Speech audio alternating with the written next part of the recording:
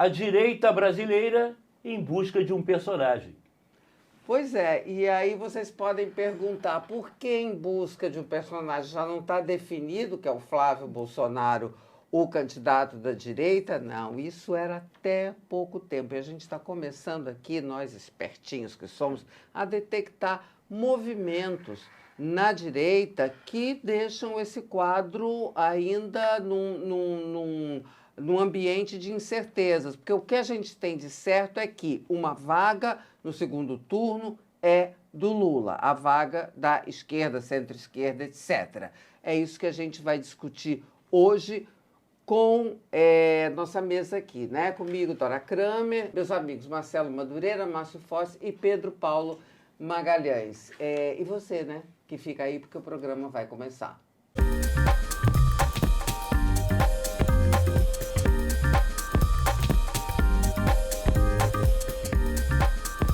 Bom, então vamos lá. E antes da gente começar o nosso debate, a nossa conversa do dia, como sempre, aquele like, compartilhamento, aquela moral, para a gente poder continuar aqui com esse nosso programa gravado toda quinta-feira, mas que perdura durante toda a semana. Vamos lá, gente. Essa história que eu falei, será mesmo que o campo da direita está no terreno das incertezas? Posso comentar? Claro. Primeiro você mencionou que o candidato Lula é da esquerda e da centro-esquerda. Você falou essa frase. Falei, tá errado. Eu acho que está, porque a centro-esquerda está na dúvida, tendo em vista a baixa qualidade do governo Lula e o envelhecimento das suas bandeiras, o envelhecimento do próprio candidato, tá certo? E a falta de discurso, quer dizer, não há projeto na candidatura essa. Então fica umas coisinhas assim, escala 6.1, imposto de renda, não sei que, coisas que não constroem um país. Constroem episódios na vida de cada um. Você diz que a centro-esquerda ela não está atada, ela está independente. Independentérrima e na dúvida. Grande das conversas que eu tenho e tal, a tal da centro-esquerda, da qual eu acho que eu faço parte, até, entendeu? Em grande parte quer anular voto, não quer mais votar, participar disso. E tem aqueles candidatos alternativos, né? Renan, não sei o que e tal, que não são desprezíveis nesse momento. Mas não são de esquerda. Não são de centro-esquerda. E nem o Aldo Rebelo, que já foi de esquerda, não é mais. Gente, é porque na esquerda só tem o Lula. Pronto, então só tem o Lula na esquerda. Então quem fica comentando que vai ser Flávio contra Lula... Parece Flávio, que uma moça do PSOL também, do PCO. Só um parênteses histórico, quem te viu e quem te vê, né? Aldo Rebelo foi presidente da UNE em 1980, nós fomos contemporâneos do movimento estudantil. Ele era a liderança do PCdoB, né? E o discurso dele era de um radicalismo, de uma coisa... Ele se manteve no PCdoB como ministro. Mas como o mundo roda, a Lusitana roda, o mundo gira, né? Que coisa!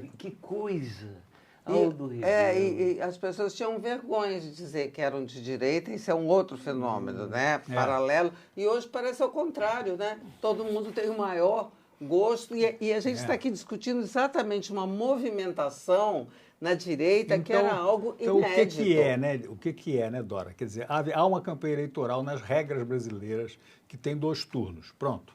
Ganha a eleição que tiver mais voto que o outro no segundo turno. Então a candidatura mais importante não é a do Lula. É de quem vem contra o Lula no segundo turno. Então a disputa agora não é saber quem ganha do Lula, é saber quem ganha do outro candidato. É aquele negócio do sujeito que botou o tênis para fugir do leão. Você sabe essa história, né? Então é isso. O cara botou o tênis não para fugir do leão, mas para fugir do outro que também tinha que fugir do leão. E aí ele não ia ser comido. Estava de bota, o bota mais difícil. Quem é o candidato alternativo ao Flávio Bolsonaro? É o Ronaldo Caiado? É o Romeu Zema? É o Renan Santos, né? Santos e tal. Pode ser que sim. Então, nessa corrida paralela, que é uma corrida importantíssima, por exemplo, o governador de Minas saiu muito bem. Aproveitou ao máximo a data máxima do estado de Minas Gerais, que é 21 de abril. Que é o Tiradentes, tem aquela condecoração lá na cidade de Ouro Preto e tal, aquela coisa toda. Aproveitou ao máximo, entrou nas manchetes e tal, fez caricatura do Supremo. Condecorou o Tarcísio, o Tarcísio, candidato a governador de São Paulo, que é considerado bolsonarérrimo e tal. Eu só queria fazer Pronto, então está em plena campanha. botar um travessão aqui, só para dar uma explicação, porque pode ficar parecendo que a gente está viajando, falando essas coisas, que o Flávio não está tão firme assim. É porque a gente está baseado em acontecimentos recentes, né? Esse que o Márcio se referiu, do Zema explorando esse filão do Supremo Tribunal Federal, de ataques ao Supremo, o Caiado dando entrevista, se cercando de um grupo que já teve uma participação em acontecimentos políticos na história do Brasil que tiveram resultados concretos, e o Flávio, a vulnerabilidade do Flávio, que até agora não foi além do sobrenome. É por isso que a gente está aqui aventando a hipótese, como bastante real, de que ele sofra um derretimento e haja realmente essa disputa na direita. E nem precisa ser derretimento, pode ser diminuição. Vivo repetindo que é o seguinte, a gente costuma considerar que o cara, para ser eleito, tem que ter 40% dos votos no primeiro turno, enquanto o outro que vai ter 42%, 43%. Não é nada disso. Para ir ao segundo turno, na regra brasileira, tem que ter um voto a mais do que o outro. Então, você pode ter 15% dos votos, contanto que o outro tenha 14,9% e o outro 13,6%. Os três somados nessa faixa fazem mais do que a maioria. E aí você entra no segundo turno. Quem entrar no segundo turno é que vai brigar com o Lula. Aí, então. E vai ter o apoio dos outros. E vai ter o apoio dos outros.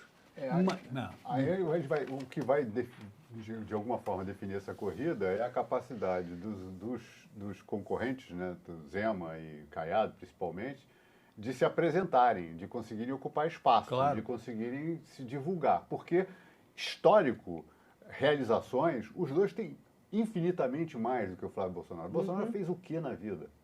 Bolsonaro... qual foi o grande fato que eu lembro do Bolsonaro, que o Flávio Bolsonaro fez? Rachadinha. Não, a condecoração... Condecorou o miliciano lá, aquele que foi morto na Bahia. Adriano, não sei o quê. Ele, deputado estadual, deslocou-se fisicamente até o presídio de Bangu para levar a condecoração do cara que ele policial. Então, ao bandido preso. Exatamente. O histórico dele o aproxima dessa, desculpe falar, dessa lama que nós estamos vivendo no Rio de Janeiro. Quer dizer, ele tem vínculos com essa lama toda, quer dizer, sempre teve. Então, o histórico que ele tem não tem nada de positivo. Ele tem o nome Bolsonaro, que tem a repercussão que veio a partir do pai. Então está herdando o nome. E ele, né? tem um empecilho. Mas ele tem esse período todo de campanha para contar a história. Vai contar que história? Vai falar do quê? Não, ele não tem proposta. Ele não tem proposta para o país. Segundo, ele tem um problema muito sério, porque hoje o grande assunto, né? O grande bizu da corrida eleitoral e presidencial é o problema da crise do Supremo Tribunal Federal e do Judiciário de uma maneira geral, em que os outros candidatos caem de pau em cima, aliás, com muita razão, muita propriedade. Ele não pode fazer isso, porque ele depende muito do Supremo Tribunal Federal. Tem telhado de vidro com o Oi? Supremo. Tem telhado de vidro com o Supremo. Quem é que resolveu o problema da rachadinha dele? Foi o Toffoli. Então, pois isso que eu estou dizendo. Ele não pode... Ele tem o rabo preso desculpem o termo chulo e vulgar, mas ele tem o rabo preso com o Supremo Tribunal Federal. Então, ele não pode participar do principal discurso, no momento, né, da briga eleitoral. E ele está atado. O fato é que a opinião pública brasileira, auscultada pelas pesquisas anteriores, apontava que o Flávio Bolsonaro iria ao segundo turno e poderia até vencer o Lula no segundo turno. Coisa que a gente analisa com facilidade, que vê que é muito precipitado esse julgamento. A Dora não gosta que eu fale de passado, mas o que eu vi de campanha eleitoral, que tinha 3%, 4%, 5% de intenção de voto e foi eleito, o Wilson Witzel aqui no Rio, pô. É uma porção, César Maia. Começo do ano de 89, Fernando Collor. Fernando Collor. Cada eleição tem seu jeito, né? Aquela eleição de 89 é histórica, mas é diferente da de hoje, sobretudo porque era solteira. Mas diversas outras campanhas eleitorais tiveram esse comportamento e as pessoas, todo mundo não, uma boa parte dos consultados, se votariam no Flávio Bolsonaro ou no Lula, dizem votariam no Flávio Bolsonaro, porque não se lembraram que poderia haver um outro candidato no segundo turno contra o Lula. Agora vão descobrir que pode haver um outro candidato. Quem será esse candidato? As próximas semanas e meses vão dizer, e as pesquisas devem apontar isso. Não vão apontar que o seu Romeu Zuma vai ter 10%, não. Pode apoiar que tem 7%, mas saindo de 3%. Então, quer dizer, a evolução começa a entrar nas conversas de botequim, né, Marcelo? Aquela que você gosta, né? Quem que você vai votar esse ano e tal, aquela coisa toda. Eu ouvi dizer que tem um tal de Zema aí, que xingou o Supremo. Vocês viram a caricatura dos ministros do Supremo, o desenhozinho, a história em quadrinhos? Os fantoches. Teria os fantoches. Muito interessante, gente muito bem inteligente que bolou. Numa democracia normal e tal, numa democracia absolutista, como entende o ministro Gilmar Mendes, né? Isso é comum, é corriqueiro, é uma forma até da sociedade se expressar, né, e desafogar o absurdo das situações, a indignação. É humor. Então o Gilmar deu um presente para o Zema. Não, o Gilmar é um cara que não tem humor. Ele vestiu foi uma carapuça bonito, né? Porque para dar trela para uma charge, porque aquilo é uma charge, né? Tipicamente uma charge. Para reagir a uma charge dessa forma, responder piada. É isso que ele está fazendo, está respondendo a piada, querendo dar ares de difamação. Não, ele se leva muito a sério. E todo mundo deve desconfiar de quem se leva muito a sério. E ele resolve combater difamação com a instituição, não com o advogado dele. Responde ele, reclama, ele processa, tenta processar lá quem fez a charge. Nós somos o Supremo. Le Suprême c'est moi. Ele é um ministro Sol, né? Ele é quase é igual um Luís XIV, né? Eu sei, mas essa imagem dos ministros do Supremo, antigamente era muito concentrada na crítica, em primeiro lugar, ao Dias Toffoli. Depois, por outras razões, ao próprio Gilmar. Agora ampliou um pouquinho, né? Ampliou. Tem o Moraes também agora. Tem o Moraes. E o Moraes é forte, porque é o cara que é o Durão. E o Nunes Marques também entrou na dança. E o Nunes Marques. O Moraes já foi mais forte, né? Está cada vez ficando maior o Então bonde. a gente começa a perder ali a característica de valor pessoal, né? E ao contrário do que eles querem, que é valorizar o Supremo como um todo, eles estão diminuindo o Supremo como um todo. Quer dizer, 3, 4 nomes de ministro do Supremo são suficientes para derrubar os outros 6, no caso, que falta um. Aí ganha prevalência a escolha do ministro que falta, que é a indicação do Lula, é o Jorge Messias. Começa a baixar o padrão da discussão, né, sobre se tem valor jurídico, se não tem, aquelas notório saber, né, que é o que está na Constituição. Então fica uma coisa triste no Brasil, esse negócio. Mas, como ninguém do Supremo é candidato, e o assunto da Dora hoje é isso aí, há uma campanha eleitoral em que não entra nenhum desses ministros como candidato, eles são peças auxiliares do processo, quando o Gilmar Mendes resolve incluir um dos candidatos no inquérito das fake news. Esse um dos candidatos é o governador de Minas Gerais, ex-governador de Minas Gerais, que, por definição, é fortíssimo. Segundo o Colégio Eleitoral, o Marcelo lembrava aqui na nossa reunião de pauta, o estado que tem o maior número de municípios do Brasil 900, e que tem também aquela... Geralmente, onde se ganha, quem ganha em Minas, ganha no Brasil. Porque tem uma representação síntese, né, das várias regiões brasileiras. No Brasil, segundo uma matéria da Piauí, um trabalho do João Moreira Salles, fez um trabalho estatístico, a cidade média do Brasil é Três Corações. É verdade, porque Minas, né? Maravilhoso. Minas é uma amostra do Brasil muito competente. Minas é São Paulo, no Triângulo Mineiro. Minas é Goiás, na região de Unaí. Minas é Nordeste, na região de Montes Claros toda. Tem o Vale do Jequitinhonha. Minas é Rio de Janeiro, na área de Juiz de Fora. E Minas é Tiradentes, ali, em volta de Belo Horizonte. Vocês estão falando que o Zema é uma peça importantíssima nessa eleição. Como seria qualquer governador de Minas Gerais. Como candidato, como vice, como cabo eleitoral, como ele, do ponto de vista, assim, perdoe, mas mercadológico, marqueteiro, o Zema é perfeito. Porque ele é aquele típico mineirinho, aquele que a gente tem no imaginário do brasileiro. Eu digo isso, eu conheci ele no início da primeira campanha dele, em que ele não era nada, ele não tinha ambição nenhuma. Ele falou, eu quero conhecer, eu me separei agora, quero aproveitar, você é candidato do Partido Novo, sei que eu não vou me eleger, mas é que eu quero conhecer a maior parte possível dos municípios de Minas Gerais. né? Ele queria passear por Minas Gerais fazendo campanha, conhecer. Então, é outro exemplo, Dora, daquilo que acabamos de falar, que a essa altura da vida, em abril de 2018, não existia possibilidade do Romeu Zema ser eleito governador de Minas. Aí foi. Não, tinha 300. Não. No lançamento da candidatura Não tinha dele, nem partido. Tinha 300 pessoas numa churrascaria. Não tinha nem partido de direita, era o Partido Novo, que naquela época era um grande enigma. Em né? termos de capital, ele e o Zema, ele e o Caiado, desculpa, tem mais do que o Flávio, né? Porque como vocês disseram, acho que foi Pedro Paulo. Histórico, né? História para Histórico, contar o que fizeram. eu chamo isso de capital, né? Sim, Porque sim. os dois Fizeram, governadores não tenho dúvida. bem Que avaliados. Fizeram de conhecimento, isso e aquilo e tal. uma opção de Romeu coisa. Zema foi reeleito, né? Caiado também.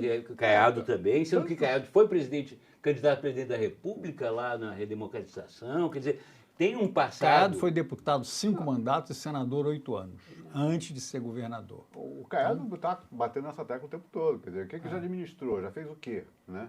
Porque o Flávio, nesse aspecto, é o que fala. O que ele administrou? Administrou uma loja meio de Chocolate lavagem de Copenhague. chocolate, né? Quer dizer, uma coisa foi o que ele administrou. Então é isso. Ele construiu um patrimônio que não consegue explicar.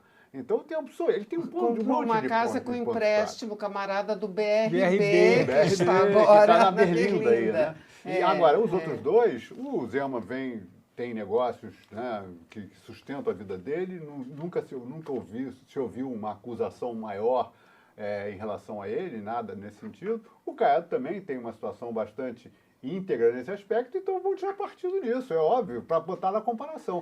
Agora, será que eles vão partir com essa ferocidade para cima do Flávio? Isso, eu queria- Será que eles- eles vão fazer essa briga fraticida, né, tão explícita? Eles serão linhas né? auxiliares ou serão oponentes? Porque se eles começarem a mexer em isso, eles vão estar sendo linha auxiliar, de certa forma, até do próprio Lula, da própria campanha do Lula, que vai bater no Flávio Bolsonaro. É óbvio que vai. Né? É questão de tempo. Não bateu ainda, mas que vai bater, vai. Agora, Dória, eu estava comentando também que essa movimentação do Zema recente, os 21 de abril, essa semana, né, cresceu o Zema. Se vai aparecer nitidamente na pesquisa, eu não sei, mas está na cara, todo mundo viu, aconteceu. Diminui a possibilidade dele não ser candidato, que era uma tentativa de todo mundo. O Zema é o candidato a vice-presidente perfeito para o Flávio. Eu ouvi essa frase você também, E pro uma porção Caiado de também. vezes. O Caiado também, candidato ótimo a vice, porque isso, porque Vai aquilo. ser só para negociar com o Flávio lá na frente, Não é né? mais. Não é mais Não é mais não, porque Ah. ele percebeu que pode ser eleito. É claro que pode. Todo mundo comenta positivamente os últimos movimentos do Romeu Zema. Mas o Zema, desde o início, fala, não, eu vou até o final. Eu sei, quero ele ser falou. candidato, eu vou ser candidato. Até pela experiência que ele teve anterior, falou. quando ele foi eleito governador, que ele não era nada e se elegeu governador. Mas sabe por quê, né, Pedro Paulo? Porque tem essa coisa de Minas ser muito bom para vice, né? Minas, quer dizer, o Collor, para ser eleito, escolheu o Itamar Franco para Minas. O Lula, para ser eleito, escolheu o Zé Alencar. O Costa e Silva foi o Pedro Aleixo. Pedro Aleixo. E o Costa Silva não precisava de tanto voto assim, mas precisava do voto do Estado É só maior. para homenagear minha amiga Eliane Lustosa, que é neta dele. Mas, enfim, essas coisas todas fazem com que Minas tenha esse papel importante. Mas o governador Aécio Neves não conseguiu ser eleito presidente da República. Agora, em 2014. Então, é uma situação parecida. esdrúxula. Quer dizer, não é por definição que o governador de Minas candidato é um vencedor. Ele é muito bom candidato por definição, mas vencedor depende de outras coisas. Por isso Depende de trabalho. O Aécio de- deu Minas como ganho. errou Pois é. nitidamente por causa desse conceito. É de Minas, ganhou, pronto. Ganhou em Minas, ganhou. Aí esqueceu de ganhar em Minas. Perdeu em Minas. Esqueceu O de Aécio fazer é um caso, campanha em Minas. é um caso mais sério, que o Aécio... Minas dá uns trocos, né? A Dilma achou que era barbada se eleger em Minas. Senadora, a Dilma não foi eleita senadora em Minas, porque Minas é realmente complicada, como você falou, tem 900 municípios, e aqueles triques. Não, o que você falou, assim. Minas é uma convergência do Brasil. É, Ali se misturam, o Brasil se mistura em Minas Gerais. e tem casos, né, Minas Gerais, estou falando com Minas Gerais, é engraçado, porque tem casos históricos, né, a questão de Barbacena, que é os Andradas contra os não sei o quê, há 250 Bias Fortes. anos. Bias Fortes, há 250 anos, a mesma disputa. Os Neves, Depois, né? os Neves em São João del Rei. Sei lá, é tudo muito engraçado nessa história toda, porque a política está na veia dos mineiros. Na né? veia. Mas não da do Não dos Zema, que paulistas. rompe essa tradição. Não vem da política, vem do empresariado, não pertence a Claro. nenhuma dessas dinastias. É, E, no entanto, é. foi eleito no segundo, porque além de todas essas questões de Minas, tem o fato de ser o segundo colégio eleitoral. Agora nós estamos falando aqui de Zema, mas tem outros, né, gente? Tem aí o tal do Renan Santos, tem o próprio Caiado, que vem de um Caiado. estado pequeno. E aqui também fala de Minas, porque o grande exemplo para ele se chama Juscelino Kubitschek. É mesmo. E ele fala muito disso, é assim, muito forte no discurso dele, ele está tendo esse O discurso vice da do imagem do Juscelino Figueiredo, como sendo... que também era mineiro, né? O vice do Aureliano. Aureliano Chaves, que teve uma Mas coisa esses não importante. precisavam de voto nenhum, rapaz. Você está falando de Eu sei, esses aí não mas dependiam de eram voto políticos, nenhum. eram políticos habilíssimos. O Alckmin, não o Geraldo Alckmin, né? O outro, Zé Maria. O Zé Maria Alckmin, que era uma figuraça. Né? Foi o Zé Maria Alckmin que inventou o negócio da nuvem, não? Que é, Não sei, falou Magalhães Pinto, que também existe mineiro. uma farta fabulário sobre o Político Zé Maria Alckmin. Gente, mas o vários. Romeu Zema não é herdeiro desta cepa. Não, ele não mas é o- desse jeito. Mas o Não. jeitinho dele é. Não, isso é conterrâneo. É só- o Zema é aquele mineirinho que fica na beira de estrada de cócoras, pitando um cigarrinho, aí passa um elefante Voando. voando, passa outro elefante voando, O Zema e para- aí o ninho deles fica para lá. O Zema não é antissistema, Não. mas ele é a antítese do candidato. Oi? Ele é a antítese do candidato que Convencional. se vende, não, convencional. Vendedor Ele de é enciclopédia. de humildade, devagarzinho e vai. Antissistema seria o Renan, né? Hoje. O antissistema seria o Renan, talvez, né? Renan Santos, tá, gente? É. Não é Renan. Que é Calheiros, o do MBL, Renan não, do Santos, que eles Missão. estão falando. Missão. Missão, Agora, quer dizer. e essa história de Caiado e Zema ficarem falando de anistia para Bolsonaro, isso não cola muito eles no Flávio e contradiz essa digamos assim, mas tese que mas nós como estamos ele- defendendo aqui, de que eles eles vão abrem censurar mão de uma o Flávio. parcela importante do eleitorado, Mas conquista uma parcela importante do eleitorado. Abre ao mão o mesmo quê? Do tempo. centro? do centro-esquerda. Eu não sei se abre mão ou não, talvez abra. Mas o grande potencial da opinião pública brasileira de direita quer a tal da anistia. Não para o Flávio Bolsonaro, mas para a Débora do Batom. Não Então- para Não o Jair pro Jair Bolsonaro. Bolsonaro. você disse. Não O para o Flávio Jair não tá Bolsonaro. ainda não está nessa. Mas para a Débora do Batom. Então eles estão vendo isso aí. Quer dizer, como todo mundo está falando essa coisa, os três estão falando. O Caiado, o Flávio e o Zema, que vão fazer anistia. Vão fazer. Eu não sei se eles têm poder, capacidade de fazer, ou se vão ter que fazer junto ao judiciário. Eu não sei bem como é que funciona isso. Mas é um discurso adequado à totalidade, à grande maioria dos votos contra o Lula. Com certeza é. Não é assim, a gente não pode, né, o Marcelo, você que é comunista, achar que todo mundo fala igual, né, as coisas. Não é bem assim, né? É o nome do nosso programinha aqui. Mas se eles perdem o centro com esse tipo de discurso, bom, primeiro, porque eles já devem ter percebido isso, né? Que cria Sim. problemas ao centro. Portanto, a tendência é que pelo menos Caiado e Zema não insistam nesse Eu discurso. acho que Falaram nunca mais isso vão voltar no começo. nunca mais vão voltar a falar nisso assim diretamente, eu imagino, porque Mas tem vão ser marqueteiros provocados. por trás, Mas mas vão vão ser ser provocados. Vão ser provocados. provocados. É impossível Claro. num debate não surgir lá um perguntar. jornalista perguntando isso, se vai perguntar a pergunta para o Zema, ou vai perguntar a pergunta para É. E o Claro, centro, Marcelo, claro, você claro. que fez parte da Frente Ampla de 22, o centro nessa 22, hipótese... 1922 não. Não, 2022. 2022. O centro ainda ficaria com Lula ou esse centro já descolou do Lula, visto que a Frente Ampla não se materializou? Pois é, esse é um grande enigma, né? É um grande enigma, porque o Márcio colocou um negócio importante. A anistia, ela tem que ser tratada de uma maneira mais específica. Existe, assim, a anistia para o Bolsonaro e os seus asseclas, assim, as pessoas que comandaram e coordenaram a tentativa de golpe e que foram julgadas e condenadas, isso é uma coisa. Agora, aquelas outras pessoas que no dia 8 de janeiro, né, atacaram lá os palácios e tal, a famosa bucha de canhão, e que talvez, justamente por terem sido usadas com massa de manobra, tiveram uma pena excessiva.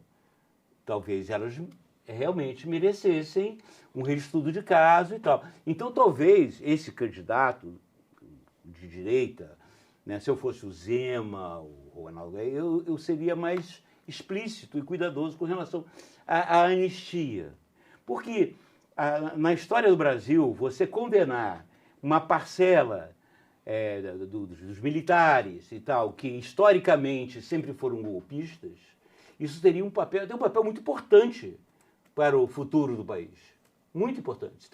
Então permanecer a condenação de Bolsonaro e dos generais e todos os tal. Isso é muito importante. Agora, uma coisa é uma coisa, outra coisa é outra coisa. Mas separar o joio do trigo. Isso pode ser resolvido com o tal do projeto da dosimetria, cujo veto será votado no próximo dia 30 e tudo indica derrubado. Vai ser derrubado. Cujo veto do Lula. E aí passaria a valer o projeto da dosimetria, que faz justamente essa... 2 pesos, 2 medidas.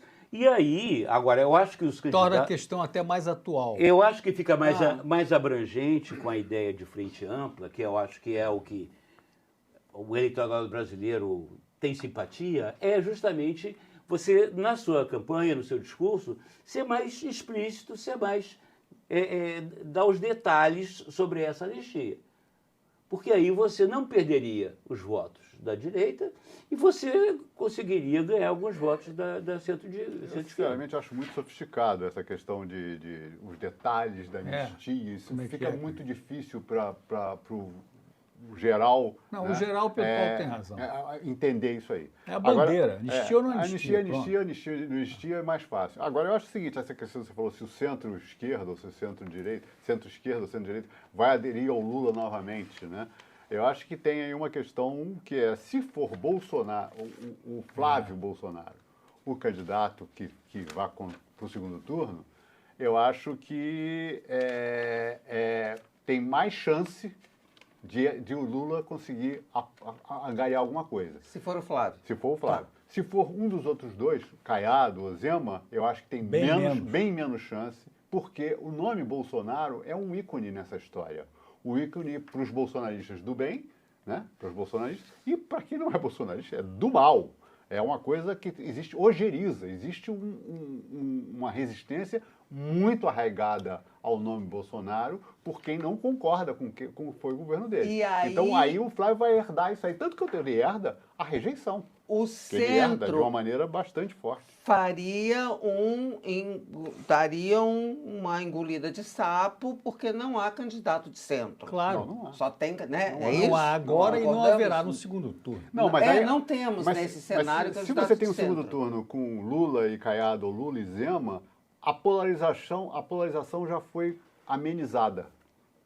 A polarização foi amenizada, porque o público em geral vai identificar Caiado como de direita, efetivamente, por mais que ele fale. Zema como de direita. Não, hoje o que a gente fala aqui, a polarização é contra o bolsonarismo.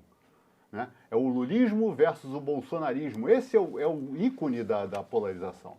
Não é direita e esquerda. Direita e esquerda é uma leitura já de consequência. Mas o que é a polarização? Assim, não, ele é Lula ou ele é Bolsonaro. Bolsonaro pode ser o Jair e pode ser o Flávio. Entendeu? E tem uma outra coisa, né, Pedro Paulo, que eu andei lendo e meditando aí, é que existe uma faceta, uma parcela da direita que não quer estar a serviço de um objetivo familiar.